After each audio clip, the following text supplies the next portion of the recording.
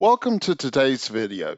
So we're continuing our book review of the book Why I Believe by Pastor Chip Ingram.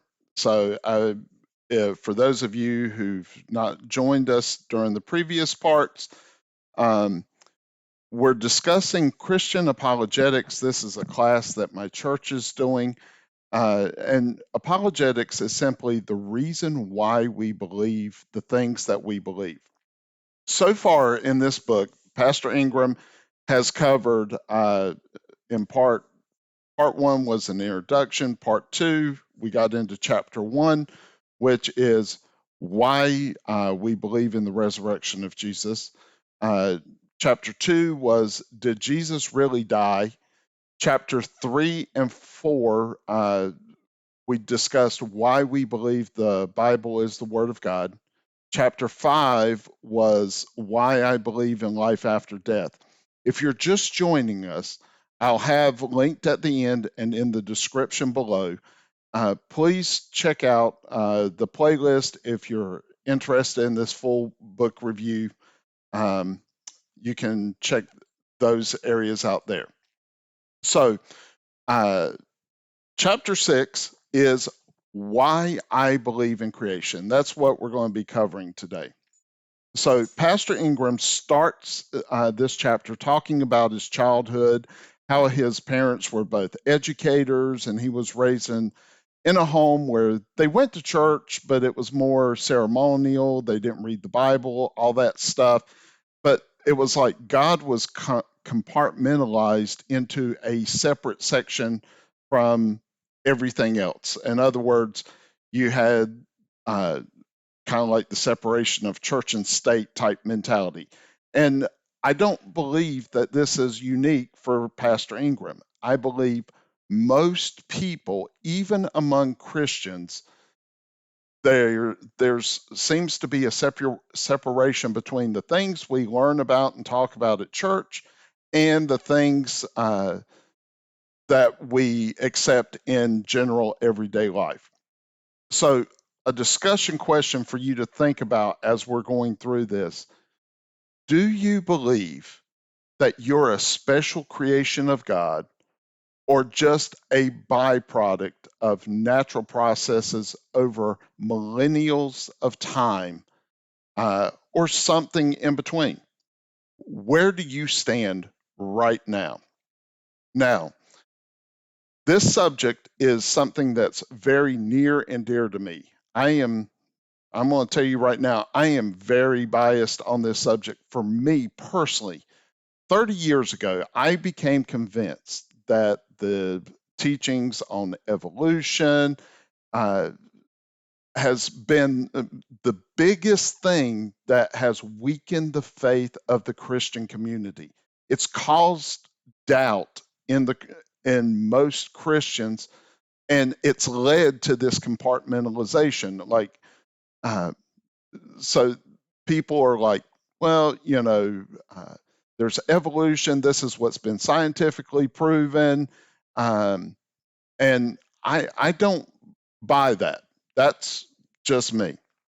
Uh, and my thought is if we can't trust what the scriptures say about how we came to exist, how the earth was created, how man was created, how the universe was created, how can we trust the scriptures and have faith that our eternal souls can be redeemed?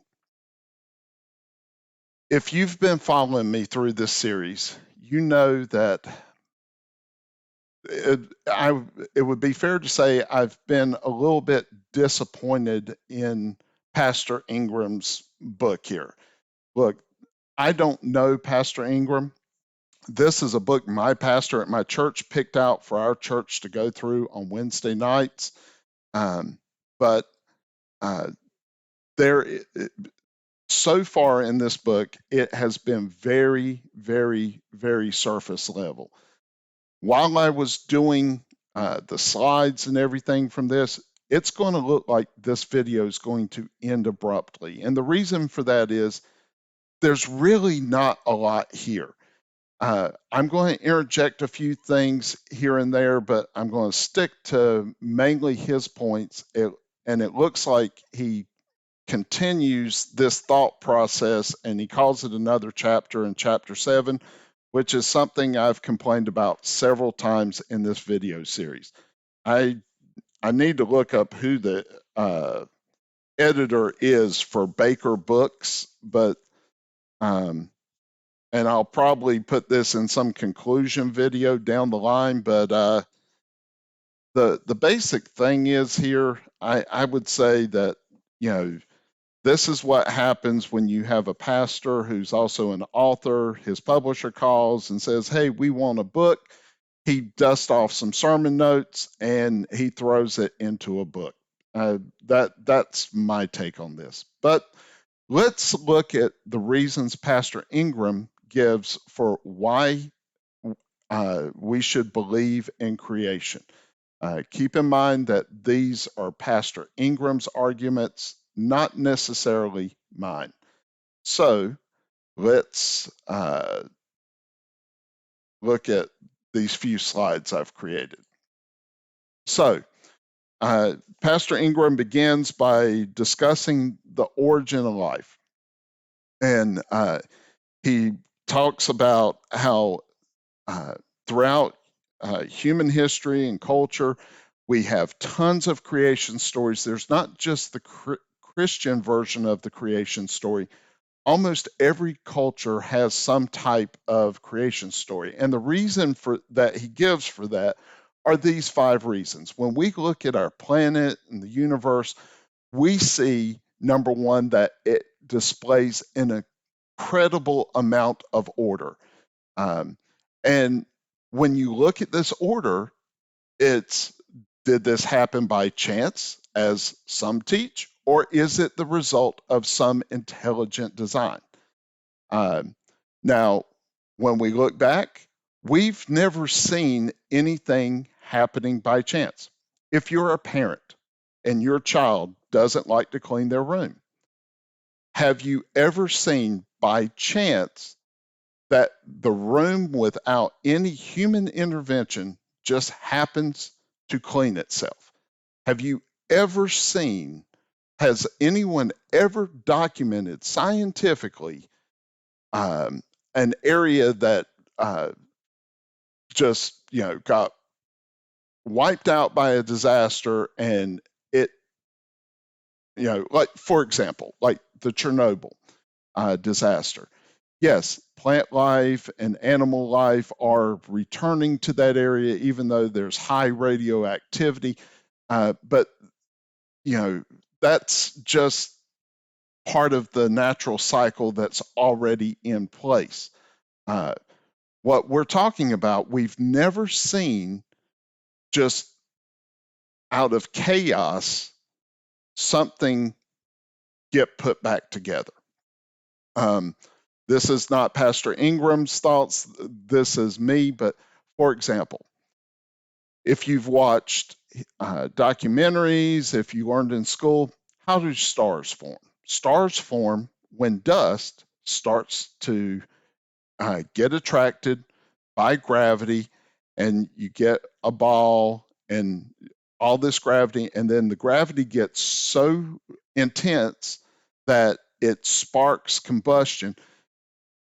And I'm doing a terrible job of explaining it, but the truth is, you can watch documentaries that make it sound like we know how stars form. But the truth is, we have never observed a star form. Well, and the comeback by skeptics to that will be, well, it takes billions of years. We haven't had billions of years of telescope technology to look at this.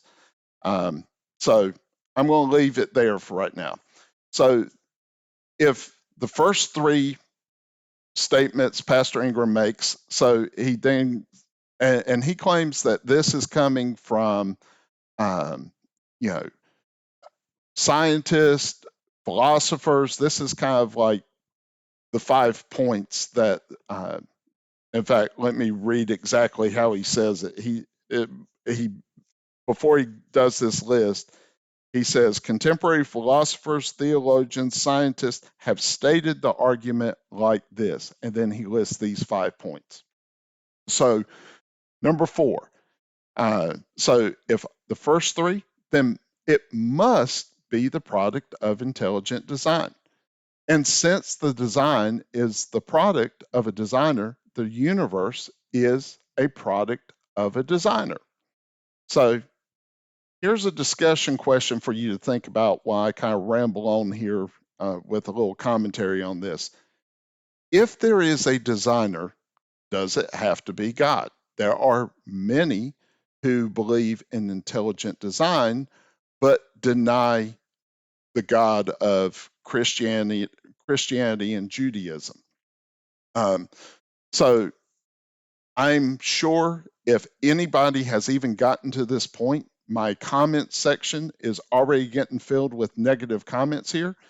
I'm going to say that I agree with these things that Pastor Ingram has listed, but he doesn't cite the actual source for who these contemporary philosophers and scientists are.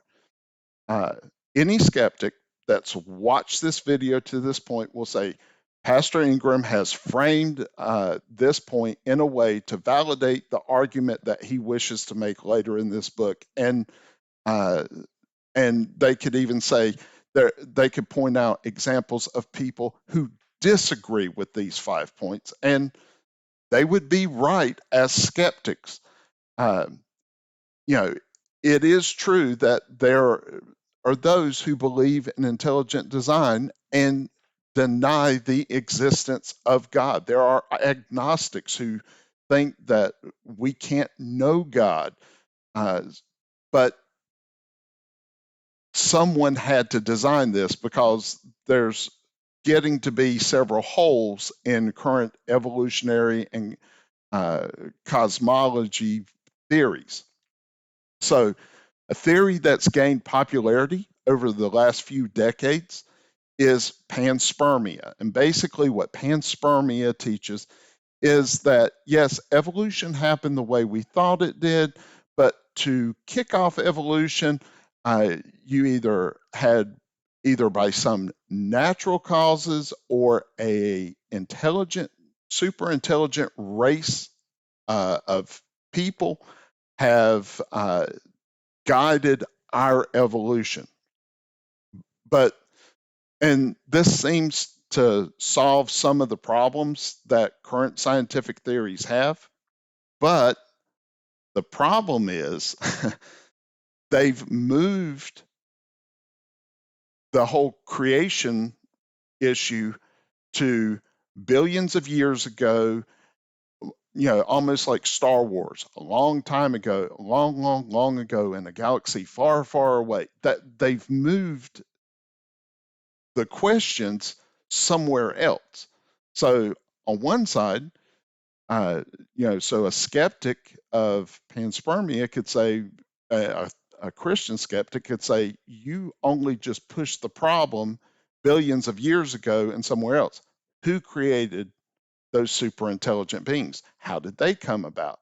If you don't think that evolution could work as we believe it here on Earth, then how did it work out in Proxima Centauri or some other place where some other race developed? And if they had to have someone, you see what I'm saying? You keep going back. It had to begin somewhere because current scientific theory, if just one day a super dense particle decided the pressures inside it were such that it exploded, and from it came everything that we've ever seen and ever known, then at some point, if you need to have some type of mind behind that process and biological evolution, then who was that mind behind that? So, Another thing, I talked about the universe being organized. I saw several years ago, I actually was listening to it driving, and then I actually watched the video clip.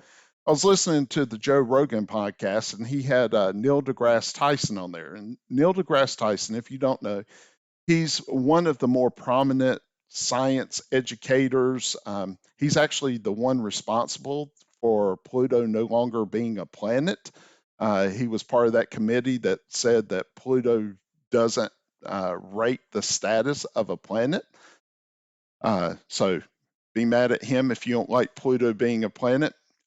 He denies God, or denies God as I would believe in God. He leaves himself a little wiggle room. But on Joe Rogan's podcast, uh, they were talking about some stuff, and he got to talking about how amazing water is. Water, the stuff you drink. And it was a 10-15 minute segment, and you can go search it. I'm sure the video's out there on YouTube somewhere. But basically, the crux is, why is it of when things get colder, they tend to get more dense, but water doesn't? Water actually expands when it freezes, so that when you put ice in water, the ice floats. And how amazing is it that water happens to have that property? Because if you take a lake, say Lake Michigan or a pond or any body of water, if in the winter, when the lake froze, if the ice sunk like most other elements would, it would kill all the fish. And then all of a sudden, all the fish would go extinct. And he uses that to kind of go in.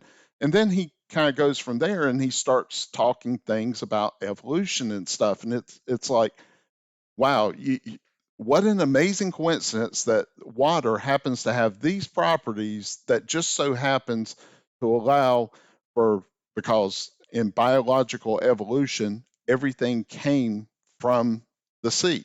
So uh, that's his points. And I know I've done more of me than Pastor Ingram, but let's continue on here.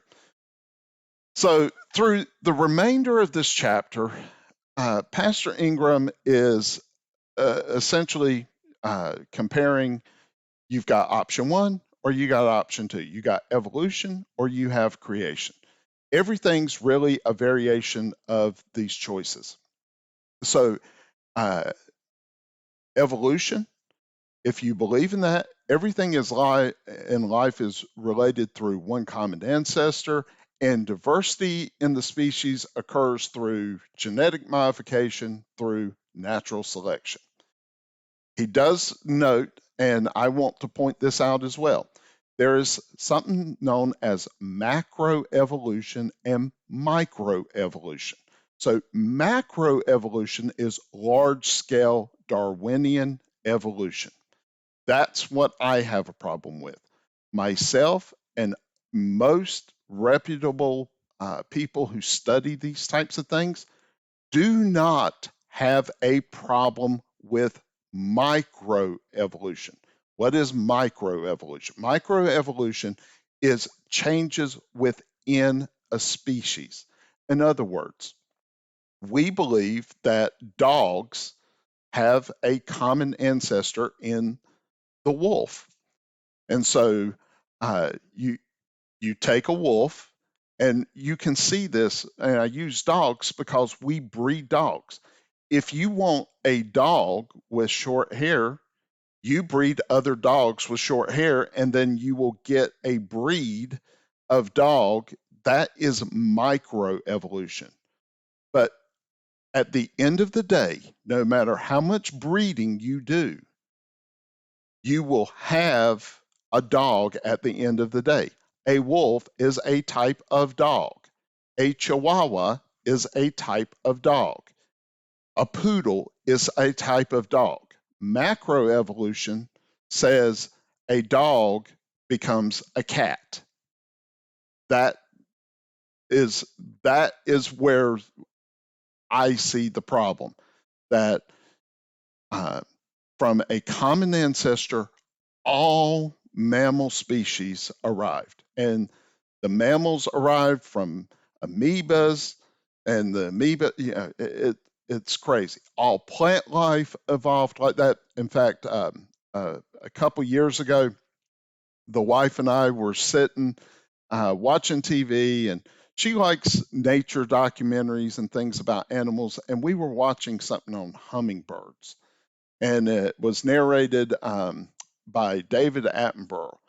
And they were sitting there, and he's doing it in his nice English accent, and he's talking about, and the flowers of the tropical rainforest, uh, they put their nectar in, and they hang it down, and they're red because that's what the hummingbird sees. And like, the plants are thinking, like, what made the plant decide to um, make its flower red, because red is what will gain the most attention for a hummingbird, but det- uh, but chase away other insects. And why did they make sure to have these long channels that require that hummingbird's long beak to get in there, so the hummingbirds could get the nectar, but insects couldn't get the nectar?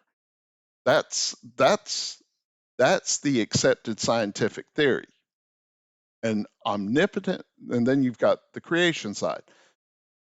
Genesis 1:1, in the beginning, God created the heavens and the earth. And read the rest of chapter 1, goes through how each thing was made. And chapter 2 kind of focuses in on day 6 of creation and how man was made. So you can take Darwinian evolution, Big Bang theory, panspermia, all these types of theories. Those are the more scientifically accepted views, and you're not as crazy or old fashioned or believing in mythology as me, who believes that an omnipotent God created the earth and the universe. So, uh, now, we as Christians, we might disagree on the when and the how things happened in creation.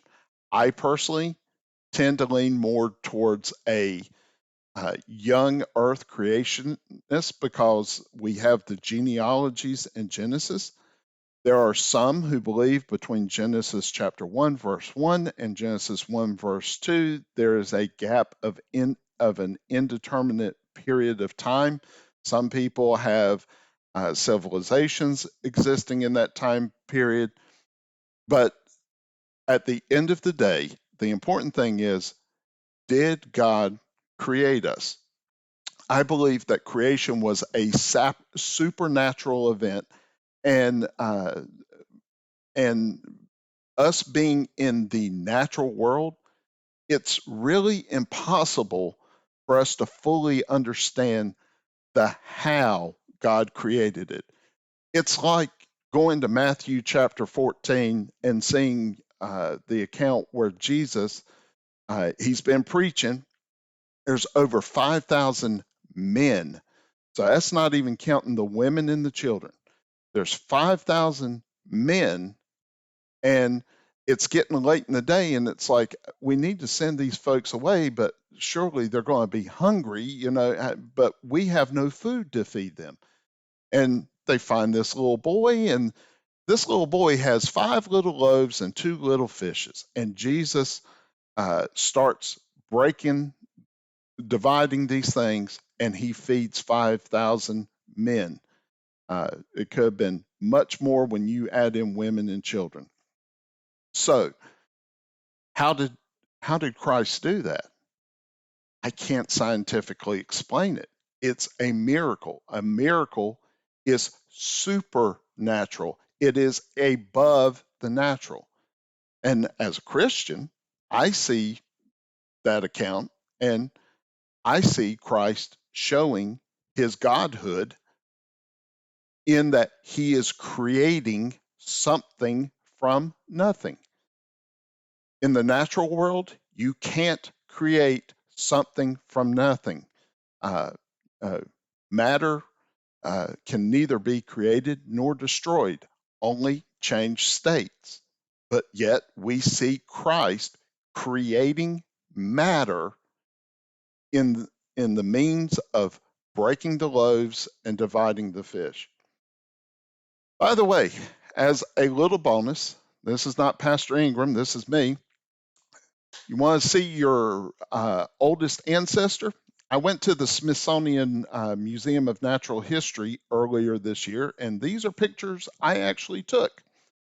And, as I was standing there, I noticed parents going through all the exhibits, and you've got all the exhibits you've probably seen before of all the different stages of man, Homo sapien, Neanderthal man, all that stuff. But you make your way through, and you get to this thing, and you see, meet one of your oldest relatives. And I'm standing there looking at this thing, and I'm not exactly sure how to pronounce this. My Latin's not the best in the world. I think it's Morgan Ucondan O'Leary. I guess that's how you would pronounce that animal's name. So, and read what it says here. You may not be able to read it, but it says here on the bottom that this animal, which this bronze statue is actually 2 times the actual size, was only 10 centimeters or 4 inches long, but a close relative of this tiny creature was the first mammal on Earth, and its DNA was passed on to billions of descendants, including you. So, if you could do your family tree according to the accepted science, as portrayed by the Smithsonian Institute, if you go back to your grandparents, your great grandparents, you keep going back far enough, this is your great times, let's just say 2000. This is your 2000th great grandfather right there. And that's not actually the first mammal. That's a, a relative of that was the first mammal. But this right here, this little rodent looking creature, this is supposedly your great, great, great, great, great, great, great, great grandfather and mother somewhere down the line. That's, but I'm the crazy one because I believe we are a special creation of a supernatural, omnipotent, omnipresent God of the universe. That's crazy. This is sound. Okay, I'm just make sure everybody's tracking you. So Pastor Ingram does go through and he does tell you that there are 4 main views to creation versus evolution debate. And this is a in-depth debate. You have classic creationism, which I would be part of, that basically is I take the Bible at face value. You have theistic evolution. Basically, that's where Christians, theologians have come along and they're like, well, the science is compelling, not sure what to do with this. So, yeah, evolution happened, but God was the driving force behind evolution. Then you have intelligent design. Again, it's someone somewhere designed us. You want to go down a rabbit hole, watch the show Ancient Aliens on the History Channel, or most of the stuff on the History Channel and Discovery Channel. You will see this theory put forward a lot that there are races of beings far more advanced than us, and we are the result of their genetic manipulation. Then you have classic evolution. This is what this picture is showing. I don't know if you can really see it, but this thing is inside this little box here, and no matter where you stand in this room, this is the view you see. But you can kind of see it here, and I didn't think to take a picture when I was in there of inside, but they have a DNA helix here, and they have all the species going up from this thing, and it's the same thing on each thing, but it's showing how uh, from a single-celled organism, all life proceeded. Again, not picking on Neil deGrasse Tyson. I mean, he's a scientist. He's a guy. He seems like a nice guy. I would enjoy actually meeting him in person. I know we would disagree about a lot of things, but he seems like a fun guy to hang out with. And uh, I remember, I think it was the show Cosmos that's been running on National Geographic, and he was talking about how, you got the single cell floating around, and a bunch of them get together, but then, it needs a way to kind of know its place in the world, and so it forms a spot that's sensitive to light, and he goes through the process, and this spot then is able to distinguish other, begins to develop cones and stuff so it can develop shapes. And basically, he goes through this whole process of how we get to the human eye over billions and billions of years. But keep in mind, if you study the creation versus evolution debate, uh, you know, we creationists, we have the problem. I can't tell you from a natural science standpoint how God made the earth. I have other problems as a creationist. How do I explain stars being billions of years away? That's why you have some creationists who are what you call old earth creationists. Um, you know, I don't know.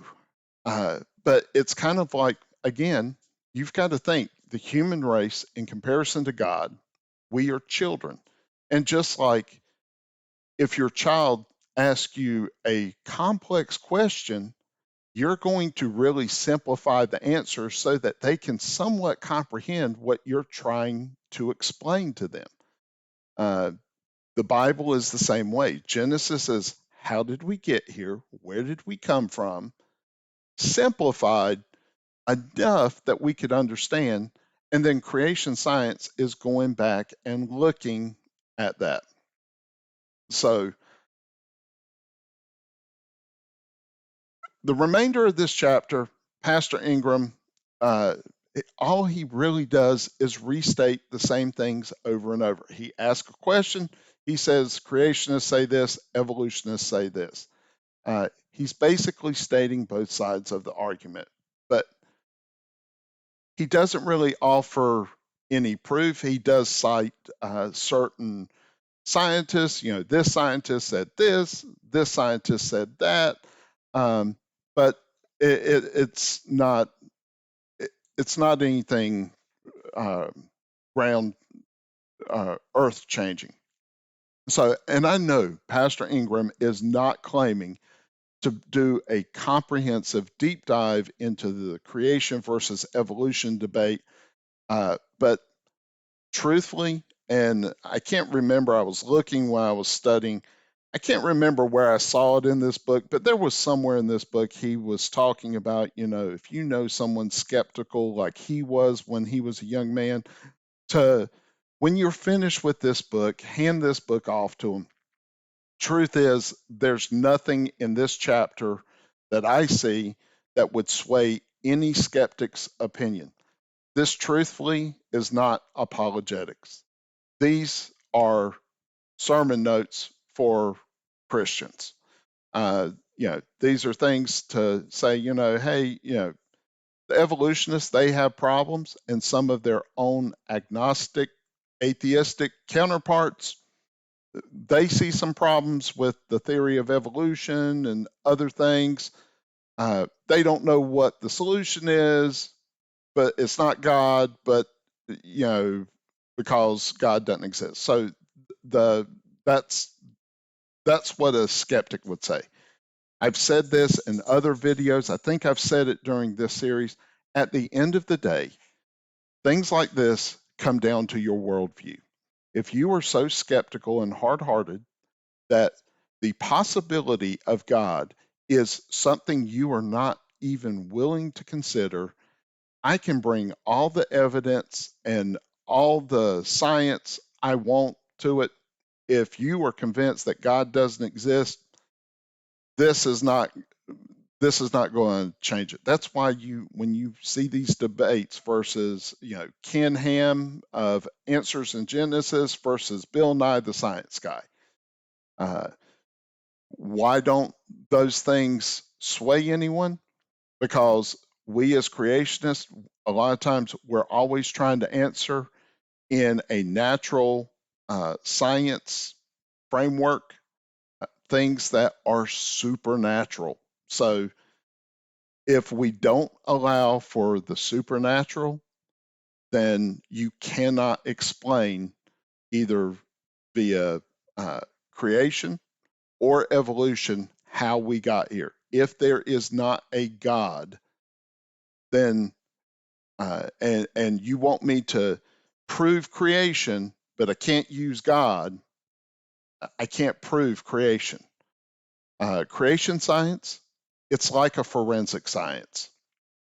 You know, the uh, one of the most popular genres of television shows a few years ago, I guess it still is today. I kind of got tired of them, is the criminal procedural, the CSIs, the NCISs, all those type shows. And, it's dealing with forensics. We have a dead body. What happened? How did this dead body get here? Creation science is essentially using the natural rules that we can predict to explain how we got here. Um, Evolution is a hypothesis, it's a theory that speculates based on some observations that are made, and there's a lot of speculation that goes into it. Again, I'll freely admit, if you're a skeptic and watching this, you know, uh, how can we have, if I believe that the earth and the universe is only 6,000 years old, how can we have stars that are billions of years, billions of light years away? I don't know. I don't know that answer. Maybe God did create the universe longer. Maybe the old earth creationists are more right than I am.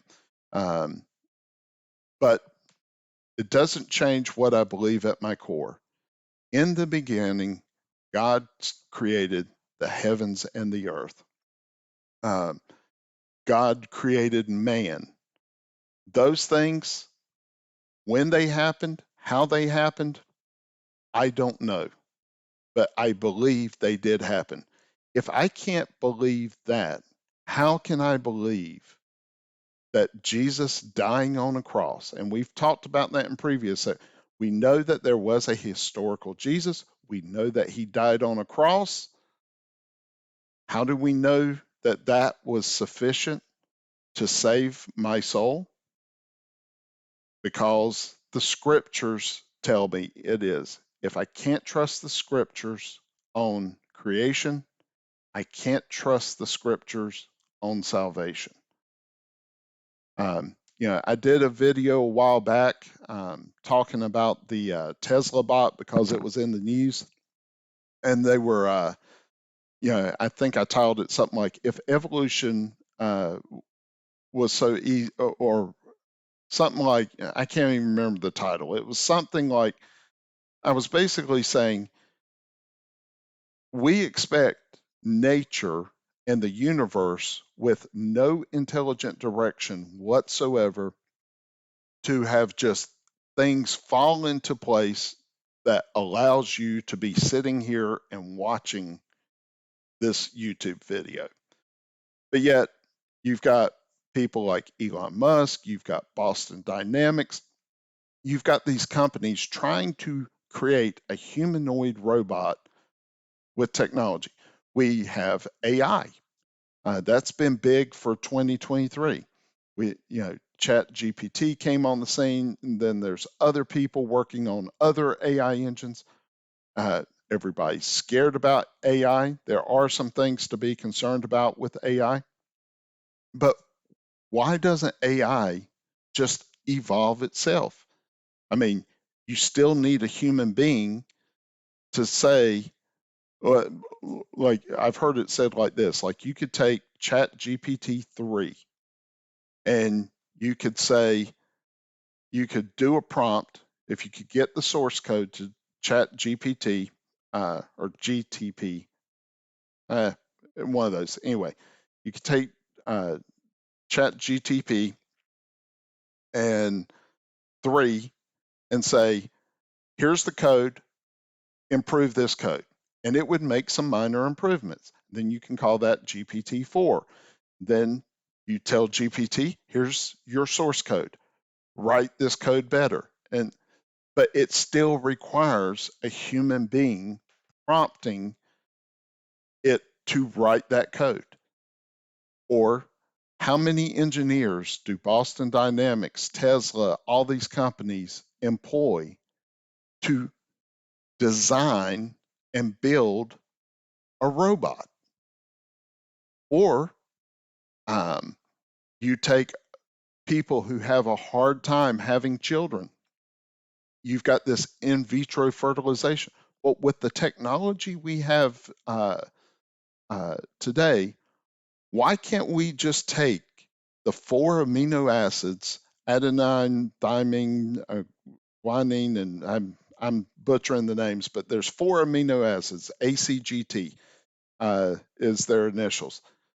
Why can't I take a little bit of A, a little bit of C, a little bit of G? Why can't I make my own DNA right now? Why isn't cloning something that's actually easy? Like, forget having to ban cloning. If nature on its own can decide to evolve over long periods of time, why can't I, with basic technology, why can't I, a thinking, rational being, why can't I just, I want to create a clone of my hand? In fact, in medical science, we need heart transplants. We need kidney transplants, livers. Why aren't those just being mass produced in vats? Why is anybody on any type of organ donation list? If nature can do it with no intelligent intervention, why can't we do it? And that's what many skeptics that aren't necessarily Christians are starting to ask themselves. And that's what I would challenge a skeptic with. So I'm going to link Pastor Ingram's video, and I actually watched it because I was obviously kind of disappointed with this chapter. And it looks like his video, which is 32 minutes long, covers both chapters 6 and 7 of this video. And this video I've just recorded is 43 minutes at this time marker. So obviously, I've added a lot more in here than Pastor Ingram included. But he does make the disclaimer in his video message that this is essentially the executive summary. This is reading, like, instead of reading this book, if I just read this book. Again, me personally, if I wasn't having to read this book for church, just so I kind of know what the pastor's talking about, can anticipate what questions, honestly, I probably wouldn't finish this book or this series. In fact, I've been debating since I finished the outline and slides for this. Should I even finish this video series? Because this is not the best series on apologetics I've ever seen. But this is just an executive summary. I'm going to also link here at the end. If you want to do a deeper dive into a lot of these creation topics, I'd advise you to check out Answers in Genesis. Uh, they have tons of YouTube videos. You can look at certain things. Um, you know, not saying I endorse every single thing that they say, but I go, I've seen a lot of their videos. I agree with a lot of what they say. Can they be wrong on certain things?